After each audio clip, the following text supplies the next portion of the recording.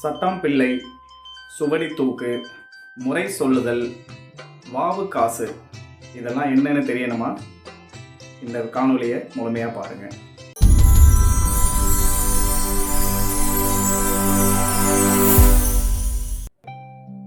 சிவனடி அப்படிங்கிற ஒரு எழுத்தாளர் இந்திய சரித்திர களஞ்சியம் அப்படின்னு சொல்லிட்டு 6-7 தொகுதிகள் இருக்கக்கூடிய ஒரு புத்தகத்தை வெளியிட்டிருக்கிறாரு. அந்த புத்தகத்தில் 1701 1710 வரைக்கும் நடந்த நிகழ்வுகளை, முக்கிய நிகழ்வுகளை அந்த புத்தகத்தில் தொகுதி 1 வெளியிட்டிருக்கிறாரு. அதில் தான் நாம் இந்த காணொலியில் பார்க்க போகிற திண்ணை கல்வி முறை அப்படிங்கிறது இடம்பெற்றிருக்கு. அதை பற்றின முழுமையான தகவல்கள் தான், சுவாரஸ்யமான நல்ல தகவல்களை இந்த காணொலியில் நம்ம பார்க்க இருக்கிறோம். இந்த திண்ணை கல்வி முறை, அதாவது திண்ணை பள்ளிகள் அப்படின்னு சொல்கிறது ஆசிரியர்களுடைய இல்லத்தில் ஒரு திண்ணை பகுதியில் நடந்திருக்கு. அதாவது நம்ம குரு அப்படின்னு சொல்கிறோம். இங்கே மணல் தான் கரும்பலகை அப்படின்னு சொல்கிறாங்க. பனை ஏடுகள் தான் புத்தகம் அப்படின்னு சொல்கிறாங்க. மணலில் கைவிரலால் எழுத்துக்களை எழுதி காட்டியும், பனை ஏடுகளில் எழுத்தாணி வச்சு எழுதியும் இந்த புத்தகங்கள் மாதிரி ஏடுகளை வச்சு ஓலைச்சுவடிகளாக வச்சு இந்த கற்பித்தல் அப்படிங்கிறது நடந்திருக்குது. இந்த திண்ணை கல்வி முறையில் இன்னும் என்னென்னலாம் முக்கியமான விஷயங்கள் பின்பற்றப்பட்டன அப்படிங்கிறது தான் இங்கே பார்க்குறோம். இந்த திண்ணை பள்ளிகளில் ஆசிரியர்கள் கற்பிக்கும் போது முதல்ல ஒலி வடிவம் அவங்களுக்கு நல்லா தெரிஞ்சிருக்கணும். அதாவது வார்த்தைகளை அவங்க சரியாக உச்சரிக்கும் போது மட்டும்தான் அதுக்கப்புறம் ஆசிரியர்கள் வரி வடிவத்தை சொல்லி கொடுத்துருக்குறாங்க.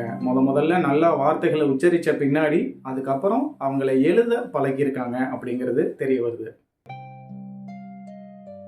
திண்ணை பள்ளிகளில் மாணவர்கள் அந்த குருவோட இல்லத்துக்கு போகும்போது சுவடி தூக்கு அப்படின்னு சொல்லிட்டு ஒன்று கொண்டு போயிருக்காங்க. அதாவது இப்போ நாம் மாணவர்கள் பள்ளிக்கு புத்தக பை எடுத்துகிட்டு போகிற மாதிரி சுவடி தூக்கு அப்படின்னு ஒன்று கொண்டு போயிருக்காங்க. இந்த சுவடி தூக்கு அப்படின்னா என்னென்னா, ஒரு பனை ஏடுகளை வச்சு அந்த ஏடுகளில் எழுத்தாணி மூலமாக எழுதுறது தான். எழுதி அதை புத்தகம் மாதிரி நிறைய பனை ஏடுகளை ஒன்றா சேர்த்து ஓலைச்சுவடிகளாக வச்சு அதை ஒரு பலகையில் வச்சு அதன் மேலே கயிறு சுருணை வச்சு கட்டி அதை பலகை மூலமாக எடுத்துகிட்டு போயிருக்காங்க. அந்த தூக்குக்கு பேர் சுவடி தூக்கு அப்படின்னு சொல்லியிருக்காங்க. இதில் மாணவர்கள் எல்லாருமே பனையேடுகளை வச்சு எழுதி பழகுறாங்க.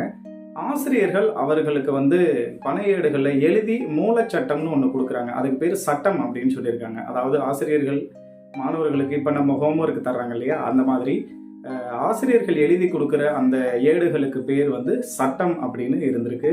மாணவர்கள் கொண்டு வர்ற அந்த பனையேடுகள் மொத்தமாக சேர்த்து பலகையில் வச்சு கொண்டு வர்றதுக்கு பேர் சுவடி தூக்கு அப்படின்னு இருந்திருக்கு. அடுத்ததா முறை சொல்லுதல் அப்படின்னு ஒரு வழக்கம் இருந்திருக்கு. முறை சொல்லுதல் அப்படின்னா, ஆசிரியர்கள் முன்னாடி நாள், இதுக்கு பள்ளிக்கு வர்றதுக்கு முன்னாடி நாள் என்ன நடத்தியிருக்காங்களோ அந்த பாடத்தை மனப்பாடமாக படிச்சுட்டு ஒப்பிக்கிறத தான் என்ன சொல்லியிருக்காங்க அப்படின்னா முறை சொல்லுதல் அப்படின்னு சொல்லியிருக்கிறாங்க. இந்த முறை சொல்லுதல் நடக்கும்போது என்ன நடந்திருக்குன்னா, இவர்கள் குருவோட வீட்டுக்கு வெளியே இருந்து பசங்க எல்லாருமே முறை சொல்லுதல் பண்ணிட்டு இருந்திருக்காங்க. அதாவது மனப்பாடம் பண்ணி ஒப்பிச்சுட்டு இருக்காங்க. அது ஆசிரியர் வீட்டுக்குள்ள இருந்தே இந்த பாடத்தை, முறை சொல்லுதல் எல்லாத்தையும் உள்ள இருந்தே கவனிச்சுட்டு இருக்கிறாரு அப்படிங்கிற ஒரு முறையும் இருந்திருக்கு. காலையில மாணவர்கள் பள்ளிக்கு வரும்போது ஆத்துல இல்லைன்னா வாய்க்காலில் குளிச்சுட்டு வரும்போது ஒவ்வொருத்தரும் ஒரு துணியில மணலை கட்டி அந்த திண்ணை பள்ளிக்கு கொண்டு வந்திருக்காங்க. என்ன காரணம் அப்படின்னு கேட்கும்போது, எழுத்துக்கள் எல்லாமே மணல்ல விரலால எழுதி தான் அவங்க பழகியிருக்காங்க. அதனால இதற்கு முன்னாடி நாள் அவங்க எழுதின அந்த பழைய மணலை எடுத்துட்டு தினமும் குளிச்சுட்டு வரும்போது புது மணலை கொண்டு அந்த திண்ணை பள்ளிகளில் பரப்பி வச்சிருப்பாங்க அப்படிங்கிற ஒரு விஷயமும் நமக்கு தெரிய வருது. இந்த திண்ணை கல்வி முறையில் மாணவர்கள் பள்ளிக்கு ரொம்ப சீக்கிரமாக காலையில் வருகை புரிஞ்சிடணும். ஒரு 5:30 மணி இந்த நேரத்தில் பள்ளிக்கு வந்துடணும். வந்த பின்னாடி காலையில் 9 மணிக்கு அவங்கள ஆசிரியர் பழைய அமுது, அதாவது பழையது அப்படிங்கிறாங்க, பழைய அமுது அப்படிங்கிறத உண்ணுவதற்காக, நம்ம பழைய சாதம் சொல்கிறோம் இல்லையா, அந்த சாப்பாடு சாப்பிட்றதுக்காக என்ன பண்ணிடுறாங்கன்னா 9 மணிக்கு அந்த மாணவர்களை வீட்டுக்கு அனுப்பியிருக்காங்க.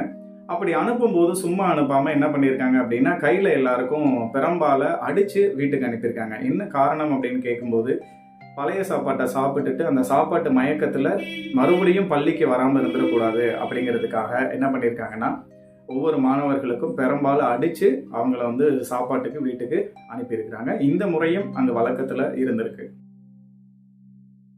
சட்டாம்பிள்ளை அப்படின்னு ஒரு பழக்கம் வந்து திண்ணை கல்வி முறையில் இருந்திருக்கு.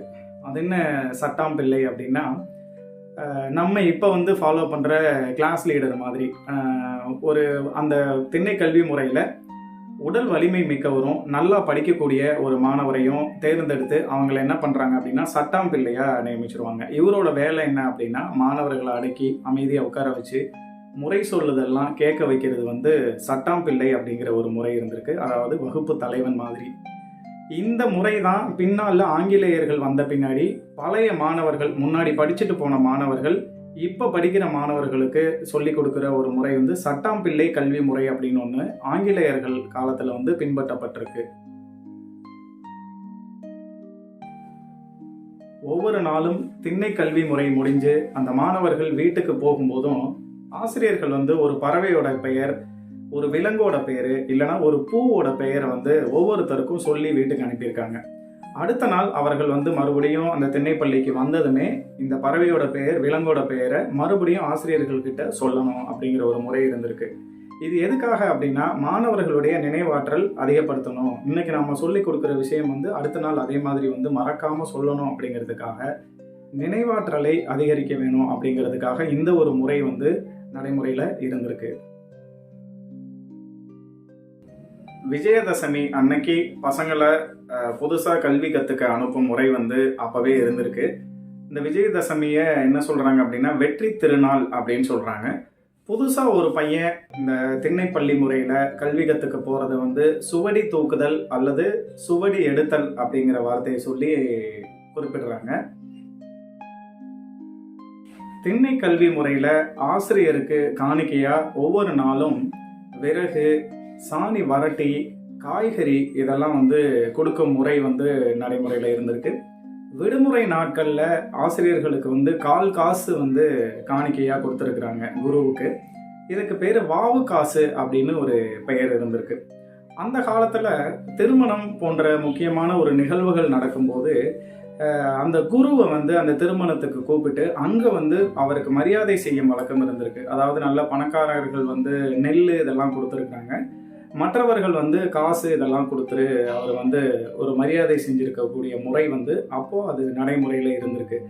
இதுக்கப்புறம் வந்து மானம்பூ அப்படின்னு சொல்லிட்டு ஒரு முறை இருந்திருக்கு. அதாவது மகர நோன்பு அந்த காலத்தில், நவராத்திரி காலத்தில் வந்து குருவுக்கு வந்து நிறைய வரும்படி இருந்திருக்கு அப்படிங்கிற ஒரு குறிப்பும் இந்த புத்தகம் மூலமாக நமக்கு கிடைக்குது.